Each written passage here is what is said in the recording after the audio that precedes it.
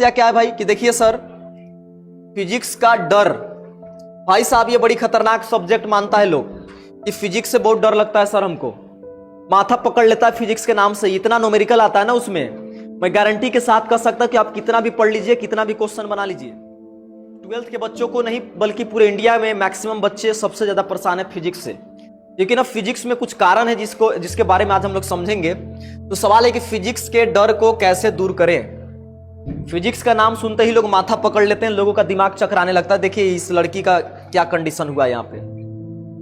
लेकिन अब जो है आप क्लास 12th के बच्चे, आपको अगले साल टॉप करना है और ईएससी के नाम का डंका आपको बजा करके रख देना है। जेईई मेंस, नीट, चाहे जो भी एग्जाम देना आपको उसमें आग लगा के रख देना है। तो चलिए यहाँ पे दिख रहा है क्लास 12th फिजिक्स आज जो है कि शुरू होने वाला है।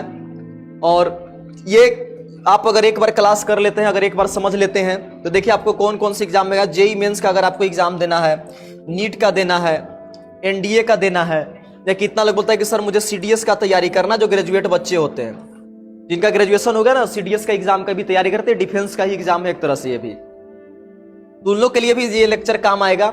और खासकर बोर्ड एग्जाम के लिए तो कहना ही नहीं, आपको कहीं से कोई दिक्कत होगा ही नहीं। बोर्ड एग्जाम में आग लगा के रख दीजिएगा आप लोग। जैसे आईसीएसई बोर्ड हो गया, सीबीएसई बोर्ड हो गया, या कोई स्टेट बोर्ड हो गया, जैसे JAC board, Bihar board, Rajasthan board, मतलब हरियाणा, माने जिस स्टेट से है उससे कोई दिक्कत नहीं है। तो सारे एग्जामिनेशन के लिए हम लोग का जो है कि ये लेक्चर कारगर होने वाला है। तो आपका काम बस यही है ना कि वीडियो को लाइक करके और चुपचाप इसका मजा लेते रहें और चुपचाप देखते रहे। और अभी जो है क्लास 12th के बच्चे को अगर सिलेबस नहीं समझ में आता है ना, आप देखिए उनका चेहरा कैसे हो जाता है। और मैं जानता हूं कि बहुत सारे बच्चों को फिजिक्स से डर लगता है, लेकिन अब डर नहीं लगेगा आपको। तो डर नहीं लगेगा तो चलिए देखते हैं भाई क्यों डर नहीं लगेगा। और क्लास 12th के बच्चे, मुझे उम्मीद है कि आप जो है चैप्टर 1 का पढ़ाई कर चुके होंगे। आप इंडिया में जहां कहीं भी रह के पढ़ाई कर रहे होंगे, आप चैप्टर 1 पढ़ चुके होंगे। तो मैं सबसे पहले इस चैप्टर से कुछ क्वेश्चन आपसे पूछना चाहूंगा और क्वेश्चन बता करके तब जो है मैं आपके क्लास को आगे लेकर के चलूंगा, याद रखिएगा। तो क्लास 12th के बच्चे एकदम जोश में रहिए, एकदम तैयार रहिए। और क्लास 11th के बच्चे आप लोग भी थोड़ा जोश में रहिए, आप लोग भी एनर्जेटिक रहिए, क्योंकि आप लोग की बारी जिस दिन आएगी उस दिन आग लगा के रख देना, एकदम याद रखिएगा। तो हल्का मचा के रख देना पूरे यूट्यूब पे एकदम। तो बाकी यही है कि अब जो है हम लोग सिलेबस को स्टार्ट करते हैं। लेकिन अब बहुत लोगों को बोलना क्या है भाई कि देखिए सर, फिजिक्स का डर, भाई साहब ये बड़ी खतरनाक सब्जेक्ट मानता है लोग कि फिजिक्स से बहुत डर लगता है सर, हमको माथा पकड़ लेता है फिजिक्स के नाम से। इतना न्यूमेरिकल आता है ना उसमें, मैं गारंटी के साथ कह सकता कि आप कितना भी पढ़ लीजिए, कितना भी क्वेश्चन बना लीजिए, आप फिजिक्स में कभी कॉन्फिडेंस के साथ नहीं कह सकते हैं।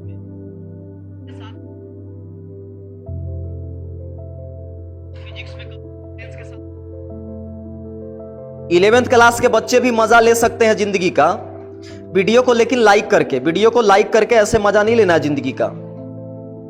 11th के बच्चे ऐसे मजा नहीं लेना है जिंदगी का, आपको जो है लाइक करके मजा लेना है। अगर लाइक ही नहीं करिएगा तो मजा आएगा नहीं। क्लास 11th के बच्चों का डाउट है कि सर तो आज हम लोग क्लास नहीं करें क्या? देखिए क्लास कर सकते हैं, कोई दिक्कत नहीं है, लेकिन ये तो 12th का आज चल रहा है ना क्लास आपका, आप लोग भी मजा ले सकते हैं, आप लोग भी समझ सकते हैं कि क्या है आगे, क्या है सिलेबस 12th में, क्या पढ़ना है क्या। देखिए इधर तो सबसे पहली बात जो समस्या है कि 12th के बच्चों को नहीं बल्कि पूरे इंडिया में मैक्सिमम बच्चे सबसे ज्यादा परेशान है फिजिक्स से। लेकिन अब फिजिक्स में कुछ कारण है जिसके बारे में आज हम लोग समझेंगे। तो सवाल है कि फिजिक्स के डर को कैसे दूर करें। फिजिक्स का नाम सुनते ही लोग माथा पकड़ लेते हैं, लोगों का दिमाग चकराने लगता है। देखिए इस लड़की का क्या कंडीशन हुआ यहाँ पे। लेकिन अब जो है आपको इस समस्या से डरने की कोई बात नहीं है, क्योंकि अब आप जो है ईएससी के साथ और ईएससी में अनिल देव सर के साथ जो है कि आपका फिजिक्स का यात्रा प्रारंभ होने वाला है। और मैं गारंटी के साथ कहता हूं कि आप क्या पढ़े क्या नहीं पढ़े उससे हमको कोई मतलब नहीं है। और इस बात की भी गारंटी देता हूं कि पूरे यूट्यूब पर सबसे खतरनाक वीडियो, सबसे खतरनाक लेक्चर आपको मिलने वाला है अब फिजिक्स के लिए। तो अब जो है आपका ये डर जो है दूर होने वाला है, ये समस्या दूर होने वाला है, याद रखिएगा। और अब आपको डरने की बात नहीं है, टेंशन लेने की बात नहीं है। तो बिंदास होकर के अपने सिलेबस को पढ़ाई करिए और क्लास 12th में टॉप करके दिखाइए, तब तो मानेंगे ना यार। पास तो सबको ही हो जाता है, तो हमको क्या करना है कि टॉप हो जाना है, याद रखिएगा।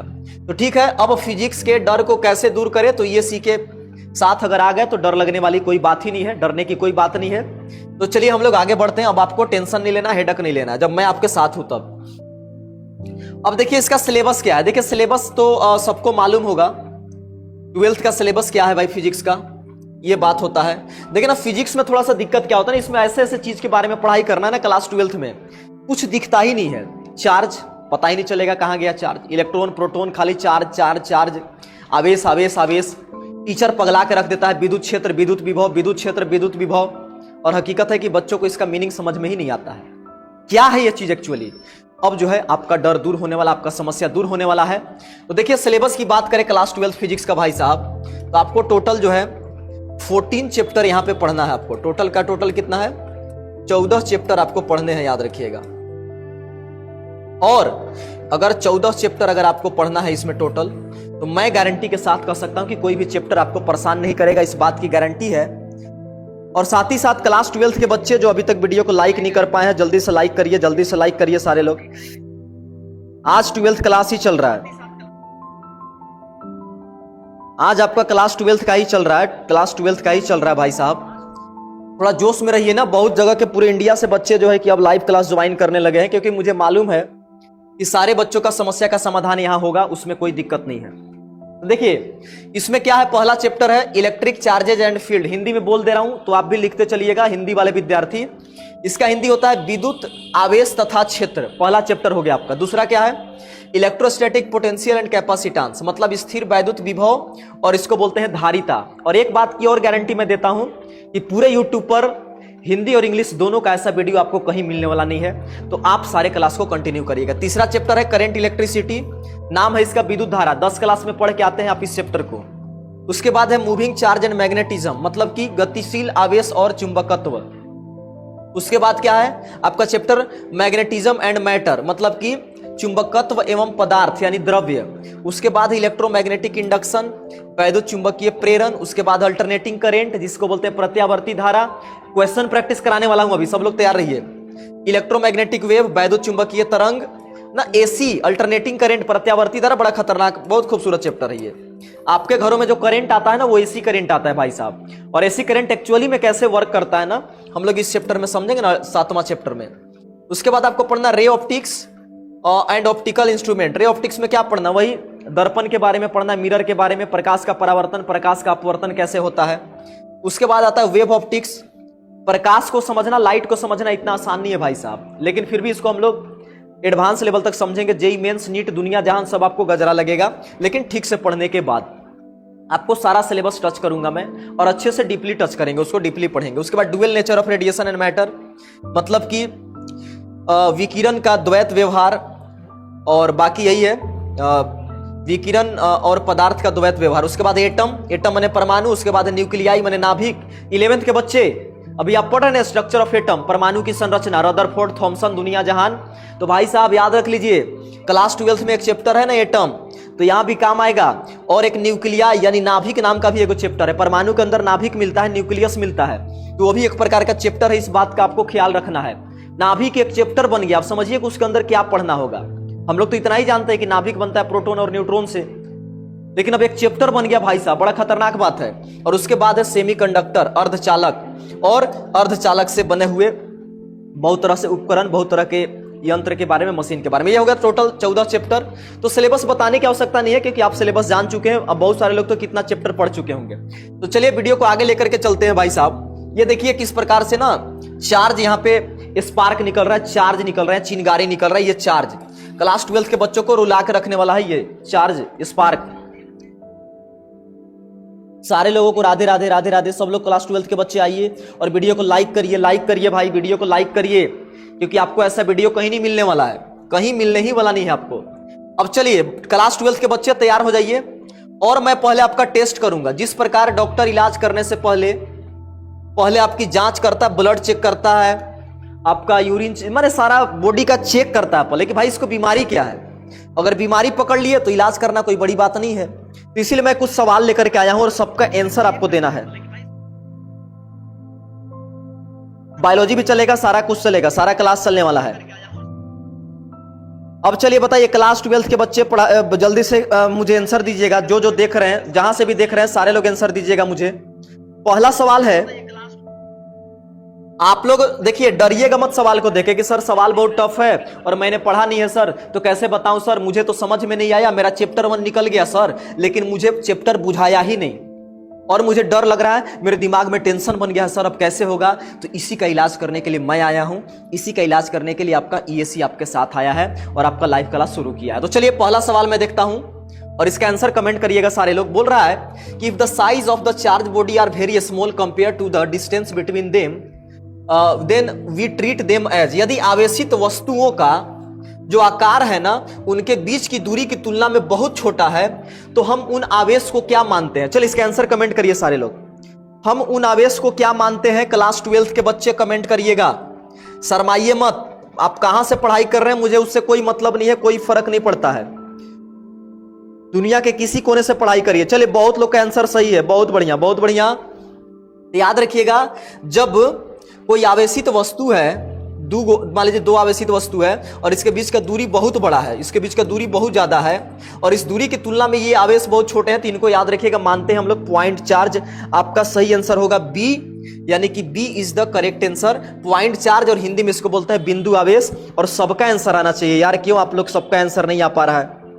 इसका आंसर हो जाएगा बिंदु आवेश। इतना क्वेश्चन प्रैक्टिस करा दूंगा मैं आपको कि दुनिया के किसी भी एग्जाम में जाइएगा ना तो आप वहां से हार के तो नहीं आइएगा। इतना क्वेश्चन मैं प्रैक्टिस करा दूंगा आपको लाइव क्लासेस में, याद रखिएगा।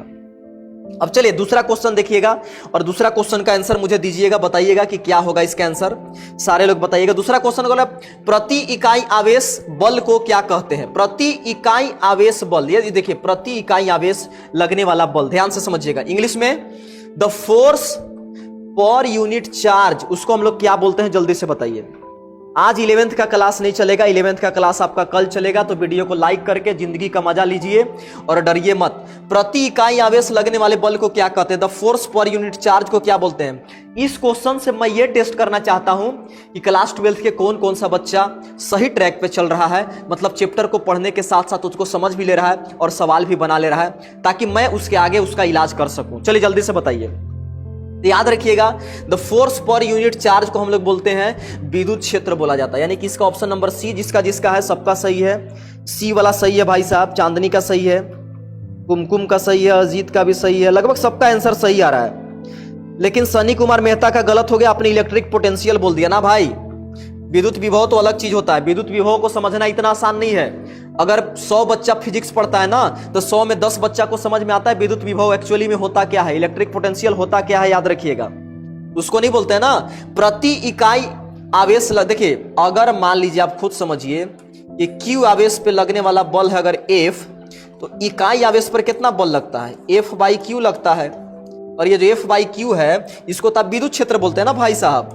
आपको मैं एक एक फॉर्मूला जब बताने वाला हूं तो डरते क्यों हैं आप लोग। एक एक फॉर्मूला हम लोग पैदा करने वाले हैं यार, रटना है ही नहीं। अगर मैं हूं तो आपको रटना नहीं है, रटना छोड़ दीजिए सारे लोग।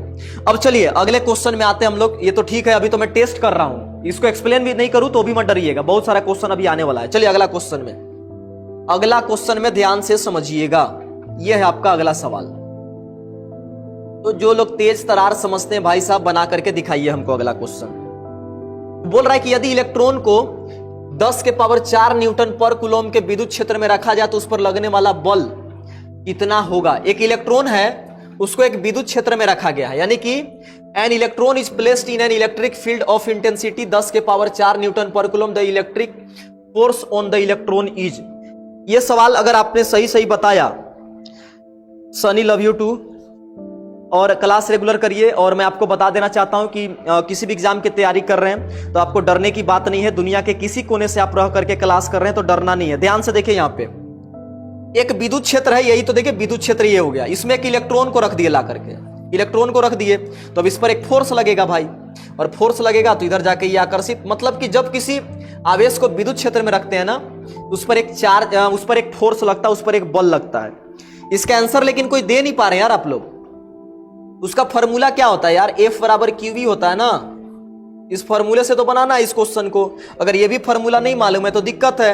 अब बताइए इलेक्ट्रॉन पे कितना चार्ज होता है, इलेक्ट्रॉन के लिए Q कितना होता है, तो 1.6 गुना 10⁻⁻19, और आपका इलेक्ट्रिक फील्ड दिया है E का मान दिया है 10 के पावर 4। तो आपका आंसर सोल्व करिएगा तो कितना न्यूटन आएगा, तो 1.6 गुना 10 के पावर माइनस 15 न्यूटन। बताइए कौन सा ऑप्शन इसका सही होगा, जल्दी से बताइए। आपका ऑप्शन सी सही है, आपका ऑप्शन सी सही है, याद रखिएगा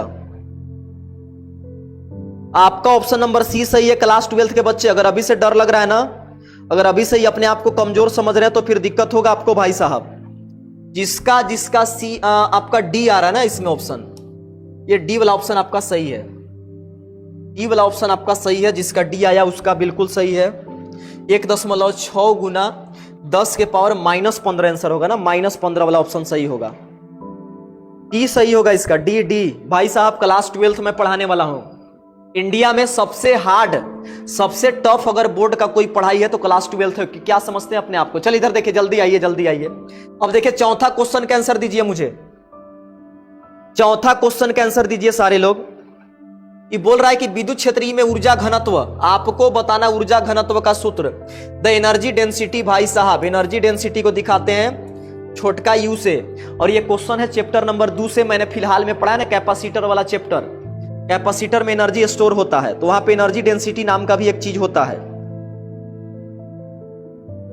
सारे लोगों को good evening, Supriya good evening. चलिए आंसर दीजिए जल्दी से, चौथा क्वेश्चन का आंसर दीजिए।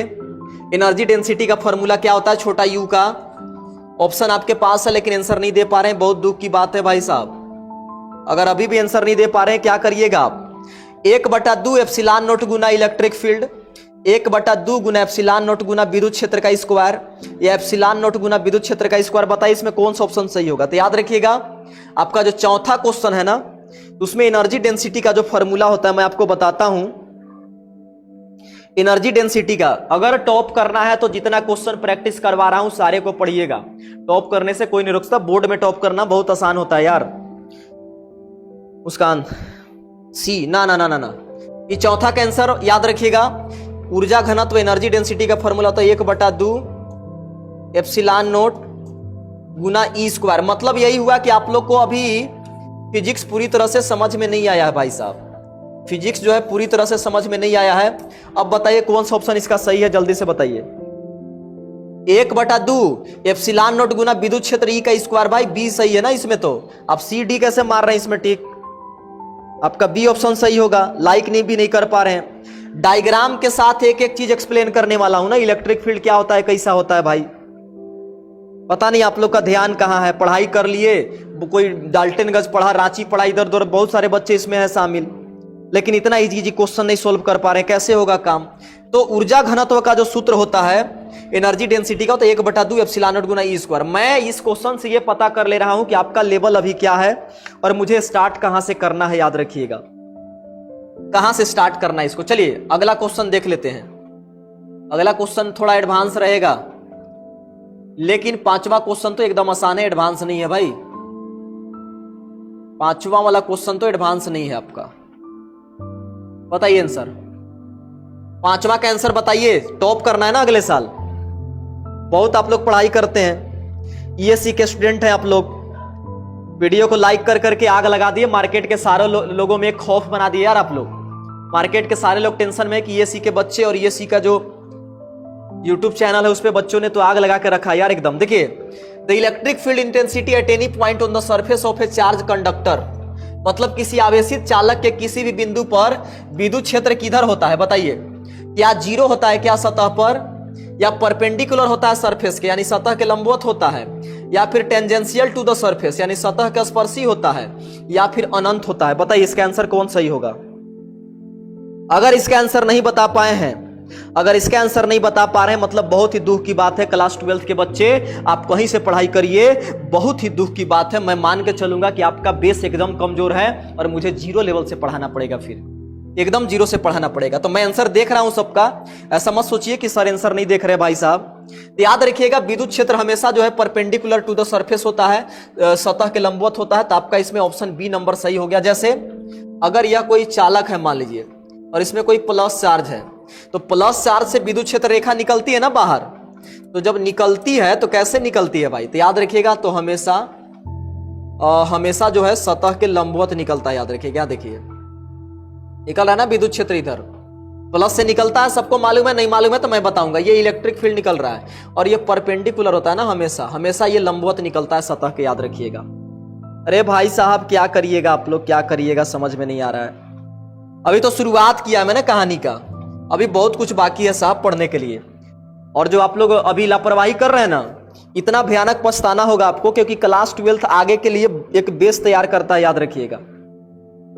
बी ऑप्शन सही है इसका, जिसका जिसका बी है सही आया, बी वाले सही हैं आप लोग। अब चलिए एक लास्ट क्वेश्चन बता है, क्वेश्चन नंबर 6 जो बना दिया, ये क्वेश्चन थोड़ा एडवांस है, मैंने आपको पहले ही वार्निंग दे दिया हूं।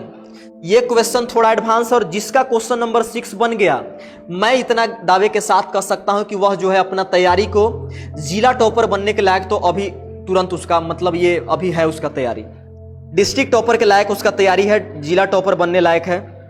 तो क्वेश्चन नंबर 6 का आंसर मुझे बताइए कि कैसे होगा। बोल रहा है कि 3 समकेंद्रक धात्विक गोलाकार खोल यानी खोखला गोला है, जिनका त्रिज्या कितना है, r है, 2r और 3r है, और उस पर आवेश किस अनुपात में है, तो Q1 Q2 Q3। लेकिन ये थोड़ा गलत है, यहां पे गलत है, यहां पे थोड़ा सा गलत हो गया।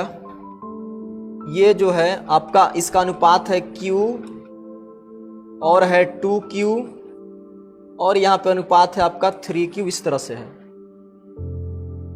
तो ये देख लीजिएगा ध्यान से सारे लोग, थोड़ा सा मिस्टेक हो गया सवाल को टाइप करने में। तो Q 2Q और 3Q है यहाँ पे आपका क्या, तो आवेश। और यदि इनका सतह आवेश घनत्व, ध्यान से इस वर्ड को समझिए, सतह आवेश घनत्व समान है, तो फिर आपको सॉरी यहाँ पे Q1 Q2 और Q3 ही है यहाँ पे जी, इसको छोड़ दीजिए। तो Q1 Q2 और Q3 है, मान लीजिए इन पर चार्ज है, ध्यान से देखिए Q1 Q2 और Q3 है। तो आपको बताना है कि Q1 Q2 और Q3 का अनुपात क्या होगा, यानी 3 गो कंसेंट्रिक मेटालिक स्फीयर है, जिनका रेडियस कितना है, r है, 2r है और 3r है, और उनका सरफेस चार्ज डेंसिटी बराबर है। तो पूछा what is the ratio of their charge, यानी Q1 Q2 और Q3 का रेडियस पूछा आपसे, और एडवांस क्वेश्चन है, एडवांस क्वेश्चन है थोड़ा सा।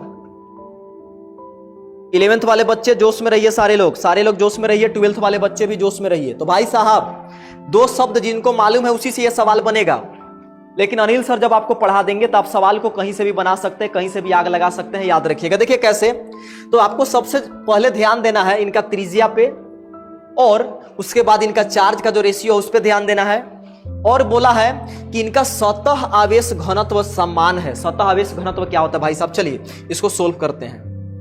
तो 3 स्फीयर मानिए, देखिएगा सब लोग, ये हो गया पहला स्फीयर, ये हो गया दूसरा स्फीयर, और ये हो गया आपका तीसरा स्फीयर।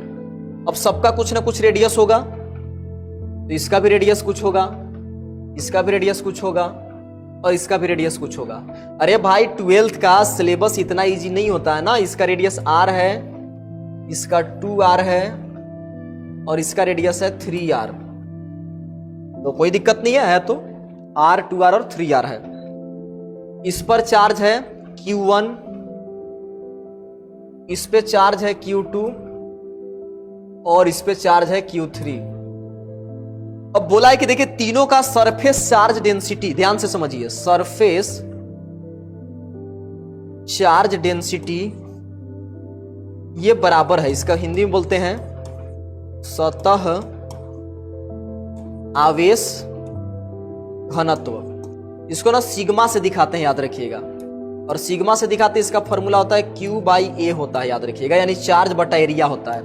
12th के बच्चे अगर ये सवाल नहीं बन रहा है तो एडवांस क्वेश्चन नीट एग्जाम में आपको दिक्कत होगा, जेई मेंस वगैरह एग्जाम में दिक्कत होगा। देखिए करना कुछ नहीं आपको, अब जब इस गोले के लिए अगर ये फॉर्मूला यूज करें तो तीनों के लिए जो सरफेस चार्ज डेंसिटी इसका सिग्मा है, तो इसके लिए भी सिग्मा है और इसके लिए भी सिग्मा, यानी सरफेस चार्ज डेंसिटी तीनों का बराबर है, सतह आवेश घनत्व तीनों का बराबर है।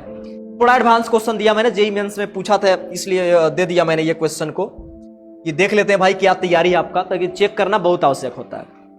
तीनों का सतह आवेश घनत्व बराबर है। अब चलिए इसके लिए निकालते हैं सिग्मा बराबर, तो सिग्मा बराबर Q/A होता है फॉर्मूला। तो Q कितना, इस पर चार्ज है Q1, और गोले का क्षेत्रफल है स्फेरिकल है तो इसका एरिया होता है 4πr²। ध्यान से समझिएगा, इसका तो हो जाएगा 4πr²। तो यहां से Q1 का मान निकाल लीजिए आप, तो यहां से Q1 बराबर हो जाएगा, ये गुना हो जाएगा ना सिग्मा इसमें, तो सिग्मा और हो जाएगा 4πr²। तो पहला के लिए मैंने चार्ज निकाल लिया, Q1 निकाल लिया। उसी प्रकार इसके लिए लगाइएगा फॉर्मूला भाई साहब, तो देखिएगा क्या आ जाएगा आपका, सिग्मा बराबर इस पर चार्ज है मान लीजिए Q2, हो जाएगा Q2 और इसका रेडियस है 2r, तो हो जाएगा 4 पाई और r स्क्वायर माने 2r का स्क्वायर, तो 2 का स्क्वायर हो जाएगा 4 चौका 16, आपका कितना हो जाएगा, वही होगा आपका Q/A होता है ना, तो 4 पाई r स्क्वायर हो गया, तो 4r स्क्वायर हो जाएगा। मतलब यहां से हो जाएगा सिग्मा इक्वल टू Q2 बटा ये हो जाएगा 16 पाई r स्क्वायर, हो गया ना। अब यहां देखिएगा, इसमें आते हैं इस थर्ड वाले के लिए, तो यहां से Q2 निकालना होगा ना, पहले तो Q2 निकाल लेते हैं, ध्यान से देखिए सब लोग। Q2 कितना आ जाएगा यहां से, तो मेरे को Q2 मिल जाएगा यहां पे, समझिए सवाल को, समझिएगा नहीं तो नहीं बनेगा, सिग्मा से इसमें गुना हो जाएगा, यानी सिग्मा इंटू 16 पाई r स्क्वायर। चलिए Q2 निकल गया। उसी प्रकार इसमें देखते हैं, सिग्मा बराबर चार्ज है Q3 और एरिया हो जाएगा 4 पाई r स्क्वायर, तो 4 पाई और r कितना है, तो 3r है, तो इसका स्क्वायर कर दीजिए, तो हो जाएगा आपका सिग्मा बराबर Q3 बटा आपका हो जाएगा 3 का स्क्वायर 9 चौका 36 पाई r स्क्वायर। तो यहां से Q3 का मान निकालिए। तीनों का अनुपात पूछा है, थोड़ा एडवांस क्वेश्चन हो गया, लेकिन कोई बात नहीं, तो हो जाएगा सिग्मा और 36 पाई r स्क्वायर। अब तीनों का निकालना है रेशियो, तीनों का निकालना है अनुपात, आपको ये तीनों का निकाल देना है। यही सवाल में पूछा आपसे कि भाई साहब आप बताइए Q1 Q2 और Q3 का अनुपात कितना होगा। तो सारे बच्चे देखिएगा, देख लीजिए अनुपात निकाल करके। ऐप पर भी क्लास चलेगा, ऐप पर भी चलेगा, लेकिन अभी थोड़ा सा यहां देखिए आपका क्लास जो चल रहा है यहीं पढ़िए, अभी यहीं पढ़िए, अभी ज्यादा जोश में मत आइए, लाइव क्लास तो चल ही रहा है। अगर यहाँ नहीं पढ़ पा रहे हैं तो कहीं नहीं पढ़ पाइएगा, मैं आपको बता रहा हूं, क्योंकि वहां भी यही चीज पढ़े आपको बताया जाएगा। हाँ, अनुपात कितना लोग निकाल लिया मुझे लग रहा है, देख लेते हैं ना अनुपात।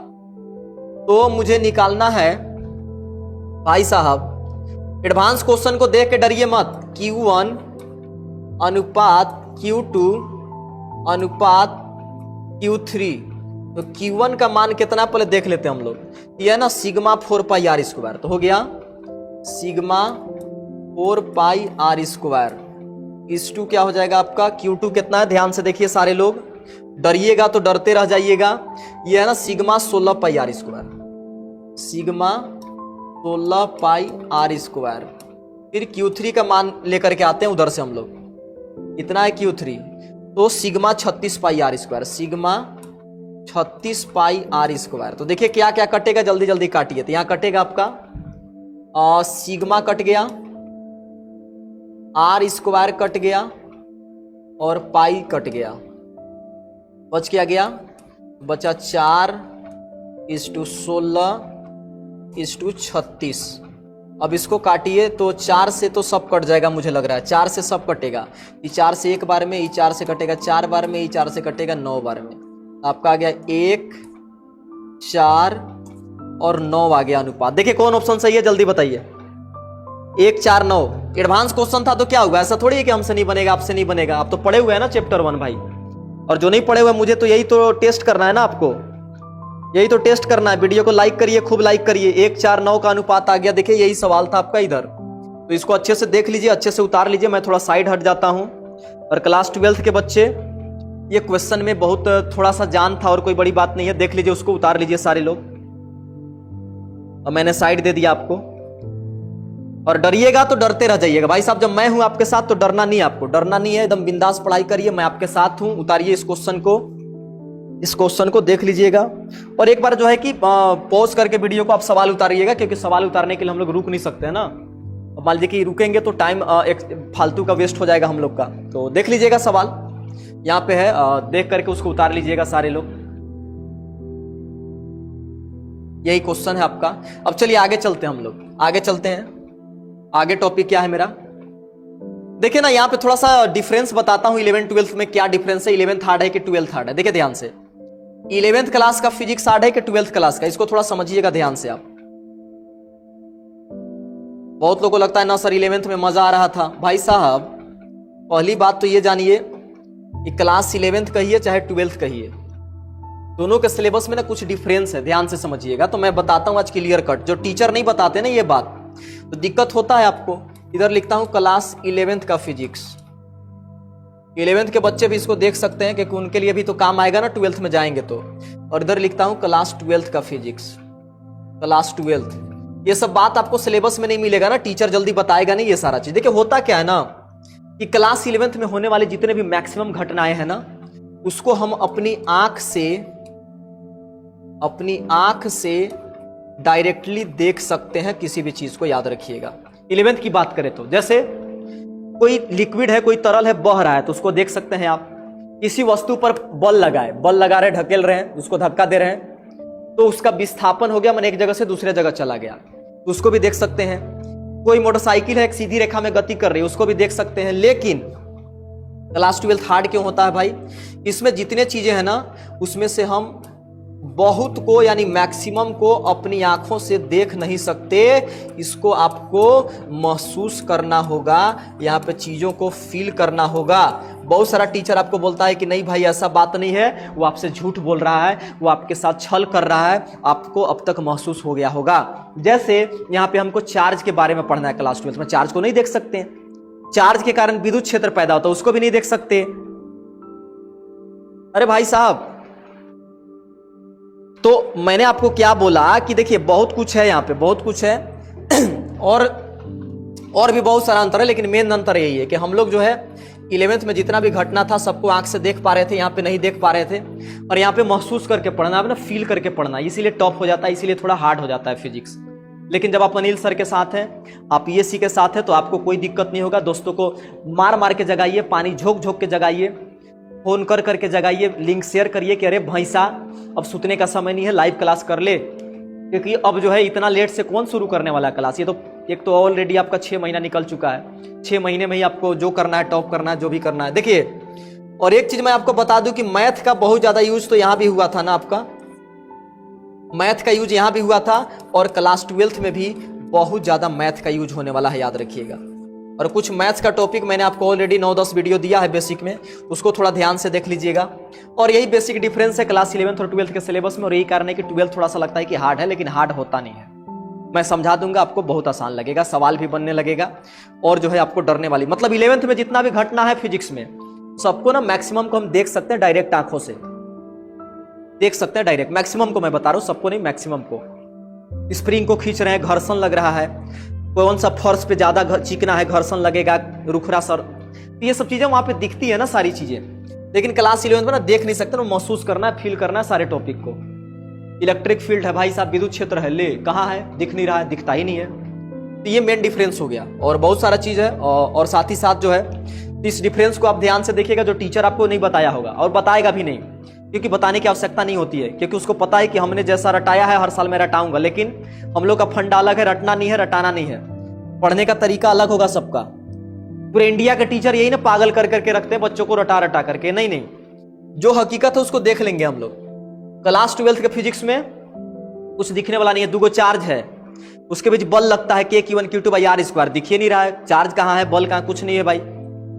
चुंबक है, चुंबक के चारों तरफ चुंबकीय क्षेत्र बन गया, दिखिए नहीं रहा है। तार में करंट फ्लो हो रहा है, दिखिए नहीं रहा है, करंट फ्लो हो रहा है, कुछ दिखेगा नहीं वहां पे। सारे चीज को महसूस करना है, सारे चीज को फील करना है भाई, डरिए मत, मैं आपके साथ हूं। फिजिक्स क्लास 12th का हो, 11th का हो, कोई फर्क नहीं पड़ता है, एकदम गजरा बना देंगे सारे सिलेबस को हम लोग। चलिए इसको देख लिए ना, आगे चलते हैं हम लोग। अब हम लोग थोड़ा आगे चलते हैं भाई साहब। बहुत लोगों के मन में सवाल आता है कि सर देखिए ना, मेरा मैथ तो कमजोर है सर, क्या मैं बिना मैथ का फिजिक्स पढ़ सकता हूं क्या? मतलब फिजिक्स विदाउट मैथ, ये बड़ा दर्दनाक समस्या है सारे विद्यार्थियों का। अगर आपको मैथ से डर लगता है तो कमेंट में यस लिखिए सारे लोग। मैथ में डर लगता है तो कमेंट में यस लिखिए जल्दी जल्दी। 11th का क्लास कल होगा,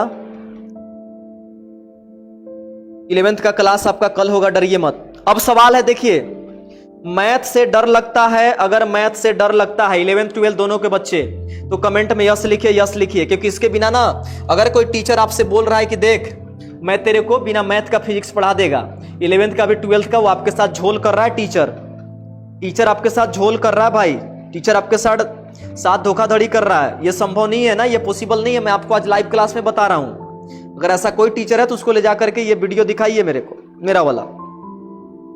प्रिया Gupta, no I like math. चलिए, मैथ से प्यार है ना, तो मैथ से प्यार है तो फिर टॉप करने के लिए तैयार हो जाइए। जिसको मतलब मैथ से प्यार है ना, तो टॉप करने का चांस उसका ज्यादा होता है ना, हर एक एग्जाम में, याद रखिएगा। क्योंकि सारा चीज थोड़ा इजी हो जाता है। तो देखिए, इसका आंसर है कि फिजिक्स विदाउट मैथ जो है ऐसा पॉसिबल नहीं है। No no no no, it is not possible to understand physics and chemistry without mathematics. Mathematics इसका औजार है, टूल्स है, तो बिना मैथमेटिक्स का नहीं होगा भाई। बोलते बोलते मेरा गला दर्द करने लगता है, तो वीडियो लाइक करना बनता है, शेयर करना आपका काम बनता है। तो इसका एक लाइन का मैं आंसर देता हूं कि अगर बिना मैथ का कोई मास्टर अगर आपको फिजिक्स केमिस्ट्री पढ़ा रहा है, तो सीधे जाके पहले उस पर केस करिए कि सर, इस शिक्षक ने मेरे साथ अन्याय किया है, इस शिक्षक ने मुझे बिना मैथ पढ़ाए फिजिक्स का सिलेबस स्टार्ट कर दिया। सीधे जाके FIR दर्ज करा सकते हैं आप। थोड़ा मजाकिया बोल रहा हूं, लेकिन आपको ये मान के चलना है कि बिना मैथ का फिजिक्स केमिस्ट्री कभी पॉसिबल नहीं है। क्योंकि दुनिया की सच्चाई को बताने वाला एक विषय है मैथ भाई साहब। मैं फिजिक्स केमिस्ट्री का टीचर हूं, लेकिन मैथ का बड़ाई, मैथ का प्रशंसा क्यों करता हूं? क्योंकि मुझे भली भांति पता है कि मैथ का क्या योगदान है फिजिक्स और केमिस्ट्री को समझने में। और यही कारण है कि 10 गो वीडियो मैंने आपको 10 लाइव क्लास मैंने कराया केवल बेसिक मैथ का। क्यों? क्योंकि मुझे पता है आगे आपको दिक्कत करेगा ये चीज। तो इसका एक लाइन का आंसर है कि भाई साहब, बिना मैथ का फिजिक्स आप नहीं समझ सकते अच्छे से, और कभी जीवन में नहीं समझ सकते, केमिस्ट्री में नहीं समझ सकते। आपका हालत इसी लड़की के जैसा हो जाएगा फिर। तो इससे बचने का प्रयास करिए आप, बहुत दिक्कत होगा, और एग्जाम के समय कोई आपको हेल्प करने नहीं आएगा, याद रखिएगा। तो सारे लोग वीडियो को लाइक करते हुए देखिए आगे, चलिए आगे। सीधे मैं बोल रहा हूं ना, लाइव क्लास में पॉसिबल नहीं है भाई। कोई टीचर अगर बोल रहा है ना, धोखाधड़ी कर रहा है आपके साथ। अनिल देव सर लाइव क्लास में आज आपको बता रहे हैं। मार्केट में ऐसे भी बहुत सारे टीचर अभी फ्रॉड करने पे लगे हुए हैं, और मुझे गुस्सा तो अभी इंडिया के बहुत सारे टीचर पे इसलिए आ रहा है ना, क्योंकि उन्होंने पढ़ाई लिखाई को ना रील्स कल्चर बना दिया है। गढ़वा पलामू से लेकर के इंडिया के बहुत सारे टीचर, भाई साहब पढ़ाई को पढ़ाई रहने दो ना, रील्स कल्चर बना रहे हो। बच्चों को भी, खुद तो रील्स बना रहे हो, बच्चों को भी रील्स बनाने के लिए मोटिवेट कर रहे हो। भाई रील्स बनाते रहो, रील्स बनाते रहो, दिखावा करते रहो, झोल झाल करते रहो। भाई साहब पढ़ाइए लिखाइए ना, रील्स बनाने का जो सिस्टम है बच्चा लोग खुद सीख लेगा। बहुत सारे टीचर को देखिएगा पढ़ाने से ज्यादा रील्स बनाने पे ध्यान दे रहा है। बच्चे लोग को भी रील्स बनवा रहा है, लाइक करवा रहा है, शेयर करवा रहा है, फोटो खिंचवा रहा है, इधर उधर उधर। भाई कुछ नहीं है ये सब, कुछ काम नहीं आने वाला है। झोलझाल टीचर अगर आपको रील्स बनाने पे अगर बोल रहा है कि रील्स बनाओ, दिखावा करो, ये वो करो, कुछ कोचिंग वाले भी बहुत सारा दिखावा करते हैं, तो इन सारी चीजों से बच करके रहिए। तो ये सारा कहानी है भाई साहब। चलिए अब आगे चलते हैं। मतलब कि इसका आंसर मिल गया कि बिना मैथ का फिजिक्स केमिस्ट्री नहीं होगा। तो अनिल सर ने आपको ना क्लास 11th फिजिक्स का जो, अभी मैथ मिलेगा कहाँ, तो class 11th physics play list में जाइए। क्लास 11th फिजिक्स जो प्ले लिस्ट है उसमें जा करके, और मैंने वहां पे अभी 9 यानी टोटल 10 लेक्चर आपको मिलेगा वहां पे मैथ का, और सारे लेक्चर को कंप्लीट करिए धीरे धीरे धीरे धीरे। और इसके बाद आप मेरे से बात करिए कि सर अब मुझे आराम लगने लगा फिजिक्स केमिस्ट्री में, डर नहीं लगता मुझे। ये सारी कहानी होती है। तो चलिए, ये हुआ बात। आपका एक डाउट क्लियर मैंने कर दिया कि कहाँ में इसका सॉल्यूशन भी है, समस्या है तो मेरे पास उसका समाधान भी है। भाई मेहनत करते हैं हम लोग ना, मेहनत करते हैं, भागते नहीं है किसी चीज से हम लोग। तो देख लीजिए, क्लास 11th फिजिक्स नाम का एक प्लेलिस्ट है आपके यूट्यूब चैनल पे, उसमें 10 वीडियो टोटल मिलेगा। 10 वीडियो को कंप्लीट करिए। तो चलिए आगे चलते हैं।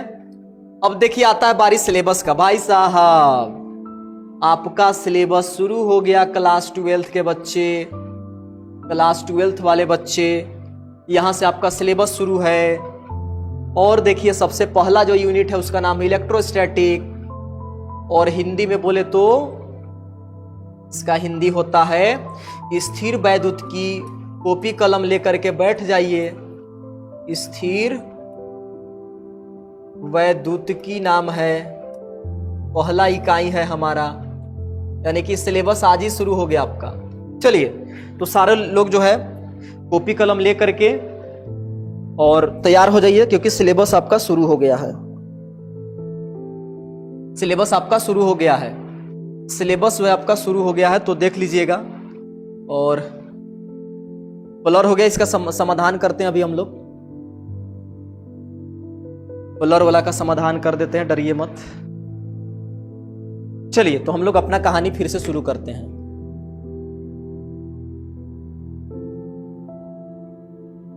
चलिए सिलेबस आपका शुरू हो गया।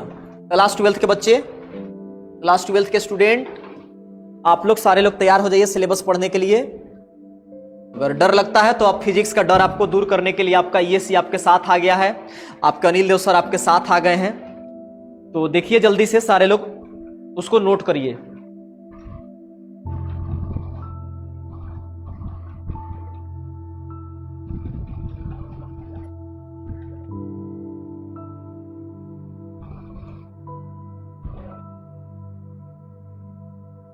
चलिए यहां पे देखिएगा, इलेक्ट्रोस्टैटिक नाम है आपके पहले यूनिट का। सारे लोग तैयार हो जाइए कॉपी कलम लेकर के। फिर से जो पढ़ चुके हैं समझ में नहीं आया, आज फिजिक्स के नाम से डर लग रहा है, मैं पढ़ाता हूं, देखता हूं फिजिक्स कैसे हार्ड लगता है आपको, कैसे टफ लगता है। मैं बता रहा हूं फिजिक्स आपको कहां पढ़े, इंडिया के किस टीचर से पढ़े, कोई फर्क नहीं पड़ता है। एक बार बस आपको ईएससी का वीडियो देख लेना है, दुनियादारी का टेंशन खत्म। देखिए सारे लोग, सबसे पहली बात, इलेक्ट्रोस्टैटिक क्या, स्थिर वैद्युत की क्या परिभाषा समझिएगा कि electrostatic is the branch of physics that in which we study about the behaviour and interaction of electric charges. Main जो यहाँ का नेता है, लीडर है, वह इलेक्ट्रिक चार्ज है भाई साहब। एट रेस्ट मतलब कि कोई चार्ज है और वो चार्ज रहेगा रेस्ट में, और हम लोग को इसी के बहुत सारे गुणों के बारे में पढ़ाई करना है। चार्ज एट रेस्ट, एक शब्द तो इसमें आपको ध्यान देना है, मतलब कि the branch of physics in which we study about various properties of static charge, various properties of rest charge. Hindi में देखिए, हिंदी वाले बच्चे डरिए मत, मैं आपके साथ हूं। भौतिक विज्ञान की वह शाखा जिसमें हम स्थिर आवेशों के बहुत सारे गुणों और प्रभावों का अध्ययन करते हैं, याद रखिएगा, उसी को बोलते हैं हम लोग, याद रखिएगा, स्थिर वैद्युत की, उसी को बोलते हैं इलेक्ट्रोस्टैटिक। मतलब कि कोई आवेश है और आवेश गति नहीं कर रहा है भाई, आवेश आपका रुका हुआ है, आवेश आपका एकदम रुका हुआ रहेगा, और उसी के बारे में हम लोग पढ़ाई करते हैं और इसके बहुत सारे गुणों के बारे में स्टडी करते हैं, बहुत सारे प्रॉपर्टीज के बारे में स्टडी करते हैं। और इस चैप्टर में, इस टॉपिक में, फिजिक्स में अगर आपको अच्छे से क्लास 12 का फिजिक्स अगर आपको समझना है तो आपको पहले चार्ज के बारे में, आवेश के बारे में अच्छे से जानना होगा। और पूरे यूट्यूब पर हिंदी और इंग्लिश दोनों मीडियम में सबसे बेस्ट वीडियो आपको मिलेगा ईएससी चैनल पे, आपको आइंस्टीन स्टडी सर्कल के चैनल पे, याद रख लीजिएगा सारे लोग। ध्यान से समझिएगा, ध्यान से समझिएगा। और मैंने आपको बोल दिया है ना, यहाँ पे आज का क्लास जो है आपका बस इंट्रोडक्शन देकर के मैं आपको फिनिश कर रहा हूं, तो ऐसा मत समझिए कि क्लास जो है आपका हल्के में ले लिए, क्योंकि लेक्चर 1 से ही, आज से ही आपको सीरियस होने की आवश्यकता है। अगर वास्तव में आप क्लास 12 के स्टूडेंट हैं, वास्तव में आपको क्लास 12 के एग्जाम देना है, तो आज से ही सीरियस होने की आवश्यकता है। तो मैंने चैप्टर का मीनिंग समझा दिया आपको, चैप्टर का मतलब, चैप्टर का अर्थ आपको समझा दिया भाई साहब। आपको सप्ताह में 3 दिन ही क्लास मिल रहा है भाई, लाइव क्लास, और इसको भी गंवा दीजिएगा, ऐसे ही जाने दीजिएगा क्या? एक बार आपने पढ़ा, खुद को बर्बाद कर लिया, दोबारा बर्बाद मत करिए ना आप लोग। वीडियो को लाइक करके चुपचाप देखिए बैठ करके। डाटा, और देखिए गेहूं का आटा और मोबाइल का डाटा, इसका यूज सोच समझ के करिए, ऐसे बर्बाद करिएगा तो एक दिन बहुत पछताना पड़ेगा आपको। तो सीधा सीधी जानिए, स्थिर वैद्युत की किसको बोलते हैं? इलेक्ट्रोस्टैटिक, मतलब भौतिक विज्ञान की वह शाखा, यानी फिजिक्स का वह ब्रांच जिसमें हम रुके हुए आवेश या रेस्ट चार्ज या स्टैटिक चार्ज तथा इसके बहुत सारे गुणों के बारे में पढ़ते हैं, स्टडी करते हैं, उसी को बोलते हैं इलेक्ट्रोस्टैटिक। तो आप जल्दी से डिफिनेशन लिखिएगा, जल्दी से। अशोक, जय श्री राम, जय श्री राम अशोक। चलिए तो देखिए ध्यान से, सारे लोग ध्यान से देख लीजिए। मोबाइल का डाटा और गेहूं का आटा, इसको अगर अभी बर्बाद करिएगा तो आगे जो है आप बर्बाद हो जाइएगा, अच्छे से याद रखिएगा। तो चलिए इसको आप कॉपी कर लीजिए, डिफिनेशन आपको मैं दे रहा हूं यहाँ पे। आज तो इंट्रोडक्शन ही चलेगा, आपका परिचय ही चलेगा, तो ध्यान से ये देख सकते हैं आप क्या है क्या नहीं है। तो ये हुआ कहानी परिभाषा का, ये हुआ कहानी डिफिनेशन का। चलिए, लेकिन एक सवाल यहाँ उठता है कि सर अगर कोई प्लस चार्ज है, एक और प्लस चार्ज है, ध्यान से समझिएगा, जल्दी बताइए कमेंट में कि प्लस और प्लस दो गो चार्ज एक दूसरे से कुछ दूरी पे है, तो बताइए दोनों में आकर्षण होगा कि दोनों में विकर्षण होगा? जल्दी बताइए, जल्दी से बताइए, ये दोनों प्लस प्लस में आकर्षण होगा कि विकर्षण होगा? माने दोनों चार्ज सटना चाहेगा कि हटना चाहेगा? जल्दी से बताइए, दोनों में आकर्षण होगा कि विकर्षण होगा, अट्रैक्शन या रिपल्सन? जल्दी बताइए। चंदन का विकर्षण या प्रतिकर्षण? प्रिया आपका भी सही है, प्रतिकर्षण। जितेंद्र का भी आंसर सही है, विकर्षण। बहुत बढ़िया, बहुत बढ़िया। रिपल्सन, रिपल्सन, विकर्षण, रिपल्सन, अच्छी बात है। तो देखिए, अभी आपको मैंने परिभाषा बताया जो सारे टीचर पूरा दुनिया बताता है कि भाई साहब हम लोग रुके हुए चार्ज के बारे में पढ़ते हैं, लेकिन आपको यहां सवाल उठाना चाहिए था। आपको यहां सवाल उठाना चाहिए था कि सर जब यहां पे दोनों के बीच विकर्षण होगा ना तो दोनों तो गति कर जाएंगे।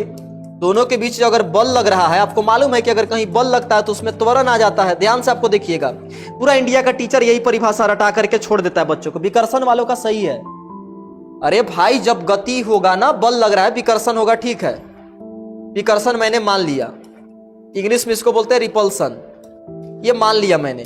लेकिन जब विकर्षण होगा तो चार्ज तो गति में आ जाएगा, चार्ज तो मोशन में आ जाएगा। यहां पे एक कंफ्यूजन को दूर करिए। सबसे पहली बात, एक कंफ्यूजन को दूर करिए। परिभाषा में पूरे इंडिया के बच्चे इस बात को लेकर के कंफ्यूज होते हैं कि सर हम लोग तो रुके हुए आवेश के बारे में पढ़ते हैं, लेकिन यहां तो चार्ज गति कर जाएगा दोनों में जब बल लगेगा तो। क्योंकि अगर नेट बल लगेगा तो उसमें त्वरण आ जाएगा, त्वरण आएगा तो गति करने लगेगा। आप बोले कि ले, तो परिभाषा मेरा गलत हो गया। लेकिन ऐसी कोई बात नहीं है, परिभाषा गलत नहीं है, लेकिन परिभाषा में थोड़ा सा सुधार करिए। बाकी टीचर आपको क्या पढ़ाया है उससे मुझे कोई मतलब नहीं है, लेकिन मैं परिभाषा में थोड़ा सा सुधार करवाऊंगा इसका। स्थिर वैद्युतिकी का, इलेक्ट्रोस्टैटिक का, ये तो लिखिएगा ही। आपके मन में भी सवाल आना चाहिए कि ना सर यहाँ तो चार्ज गति कर जाएगा, जब उसके बीच आकर्षण विकर्षण होगा तो गति कर जाएगा। तो चलिए अगला लास्ट क्वेश्चन है आज का। ये देखिए बच्चा कितना टेंशन में आकर के देख रहा है कि भाई साहब आखिर जो चार्ज है, आखिर जो आवेश है पूरी तरह से स्थिर कैसे रह सकता है, बताइए। How charge can be at complete rest. कोई चार्ज पूरी तरह से स्थिर कैसे रह सकता है, आप बताइए मुझे। इसका आंसर दीजिए सारे लोग, कोई कमेंट करके बताइए। और मैंने पहले भी आपको यह चीज पढ़ा दिया है। और आज जो है वीडियो यही लास्ट करेंगे हम लोग। ये लास्ट टॉपिक है आपका, ये इस डाउट को क्लियर करिए कि एक आवेश पूरी तरह से स्थिर कैसे रह सकता है। तो याद रखिएगा, अगर कोई चार्ज है, अगर कोई चार्ज है यानी कि कोई आवेश है, और अगर वह आवेश या चार्ज जो है हल्का फुल्का अगर गति करे, ज्यादा नहीं, बहुत हल्का गति करे, बहुत हल्का गति करे, याद रखिएगा। तो कितना हल्का, तो इतना हल्का गति करे कि उसके आसपास केवल विद्युत क्षेत्र पैदा हो, केवल विद्युत क्षेत्र उत्पन्न होना चाहिए। इंग्लिश में इसको इलेक्ट्रिक फील्ड बोलते हैं। इलेक्ट्रिक फील्ड ही पैदा ले उसके अगल बगल, लेकिन यानी बट मैग्नेटिक फील्ड पैदा नहीं लेना चाहिए, याद रखिएगा। मैग्नेटिक फील्ड अगर पैदा ले लिया, अगर चुंबकीय क्षेत्र अगर पैदा ले लिया, और ऐसा कब होता है, तो जब चार्ज बहुत तेजी से गति करता है तब चुंबकीय क्षेत्र पैदा लेता है, याद रखिएगा। तो अगर चार्ज हल्का फुल्का अगर गति करे तो हम लोग इसको इग्नोर करेंगे। इग्नोर करेंगे मतलब इस पर ध्यान नहीं देना है आपको, और उसका जो है कि आपको पढ़ाई कर लेना है। अगर हल्का फुल्का जो है अगर गति करे, अगर हल्का फुल्का अगर गति करता है, ब्लर का समस्या मैं सोल्व करता हूं, तो हल्का फुल्का गति को आपको मान करके नहीं चलना है। चार्ज अगर हल्का फुल्का हिलेगा तो उससे केवल इलेक्ट्रिक फील्ड ही पैदा होना चाहिए, केवल विद्युत क्षेत्र ही पैदा होना चाहिए। अगर चार्ज ज्यादा गति कर गया, ज्यादा इधर उधर कर गया, तो पैदा ले लेगा मैग्नेटिक फील्ड, और आप फिर स्थिर वैद्युत में नहीं रहिएगा, चल जाइएगा किसी और चैप्टर में। याद रखिएगा, चार्ज को ज्यादा नहीं हिलने देना है। बहुत हल्का फुल्का हिले तो उसको निगलेक्ट करते हैं, उसको इग्नोर करते हैं। तो आपको बताना होगा, कोई टीचर आपसे कोई पागल करने के लिए पूछेगा कि भाई अगर फोर्स लगेगा चार्ज के बीच तो चार्ज तो गति कर जाएगा, तो आप बताइए कि हल्का फुल्का गति करे तो उतना लेकर के हम लोग नहीं चलते, उतना मान करके नहीं चलते हैं। और इस प्रकार जो है आपका आज का लेक्चर हो गया फिनिश। आज हमने क्या जाना, तो केवल स्थिर वैद्युत का डिफिनेशन जाना कि what is the definition of electrostatic, और ये जाना कि क्या सच में हम केवल उसमें पूरी तरह से रेस्ट या पूरी तरह से रुके हुए आवेश के बारे में पढ़ते हैं, या फिर आवेश गति कर सकता है। तो सारे विद्यार्थी तैयार हो जाइएगा, और आपका भी बायोलॉजी क्लास भी चलेगा, उसके लिए भी तैयार रहिएगा, और पानी वगैरह पी लीजिए जा करके। तो मतलब कि हेडिंग अगर कोई पूछा कि एक आवेश पूरी तरह से स्थिर कैसे रह सकता है, तो बोले कि भाई साहब देखिए, आवेश हल्का फुल्का गति करे तो उसको इग्नोर करेंगे, लेकिन ज्यादा गति नहीं करना चाहिए। क्यों? क्योंकि अगर ज्यादा गति कर दिया चार्ज तब तो फिर भैया चार्ज के अगल बगल विद्युत क्षेत्र तो पैदा लेता ही है, मैग्नेटिक फील्ड भी पैदा ले लेगा, चुंबकीय क्षेत्र भी पैदा ले लेगा, जो कि इस चैप्टर में तो पढ़ना नहीं है। चुंबकीय क्षेत्र यहाँ चर्चा इलेक्ट्रोस्टैटिक में होता नहीं है। तो इसीलिए चार्ज अगर हल्का फुल्का गति करे और कितना हल्का, तो चुंबकीय क्षेत्र पैदा नहीं होना चाहिए, चुंबकीय क्षेत्र उत्पन्न नहीं होना चाहिए, उसके अगल बगल चुंबकीय क्षेत्र जनरेट नहीं होना चाहिए।